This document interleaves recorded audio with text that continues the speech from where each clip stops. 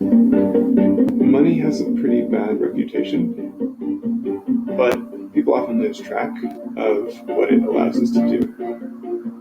The point of money, at the most basic level, is to help us track who has done favors for other people or for society and pay them back over time. Currency has enabled us to cooperate on a global scale in a way that we just wouldn't be able to do without it. Right now, money is effectively issued by nation states, which has been pretty functional in many parts of the world, but it's also susceptible to failure in the extreme. You could spend your whole life saving money, and over a very short period of time, it all just goes away. The Corralito happened in 2001 in Argentina.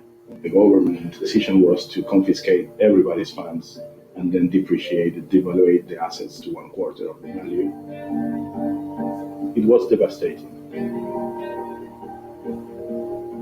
Emerging markets go through periods of cyclicality where there's a tremendous amount of inflation, keeping money under a mattress or whatever it may be. That's never going to go away. How do you address that? I got excited about Bitcoin in 2011 because it looked like a way to track the ledger of favors that didn't depend on any functional government or banking institution. But anything that's as volatile as Bitcoin can't really be used as money. Nobody wants to put their savings in a currency that could be worth half as much in a few months. The challenge of designing an automated exchange rate peg, which is what a stable cryptocurrency will rely on at the beginning, is very difficult. And in the price-stable cryptocurrency field, there's been a huge rush amongst many teams to ship a product as quickly as possible. The problem with that is that if an exchange rate peg breaks, that's really bad for all the users of that currency.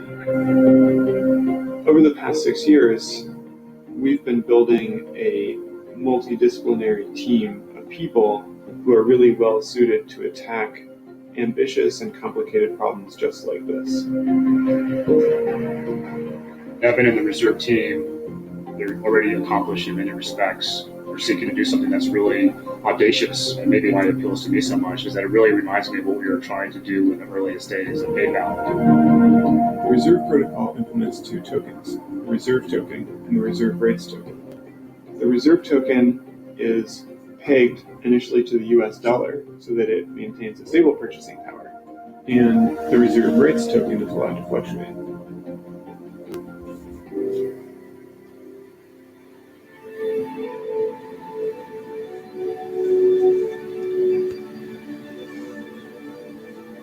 Something that excites us at Reserve is opening up a financial system and giving access to a lot of people who didn't have it before.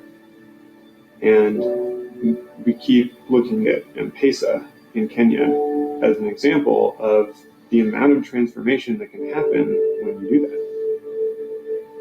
M-Pesa is a mobile payments and savings service that was introduced about 15 years ago, and by now something like 20 million people use it, and it's lifted 200,000 households out of poverty. I think stablecoins give autonomy to people, and that's a very empowering tool, because now when somebody wants to change the rules, that autonomy, will create freer society. You're always going to have dollars, you always have gold, but in this era of blockchain and crypto, why can't you have crypto equivalent? That's where the stability of Reserve comes into play.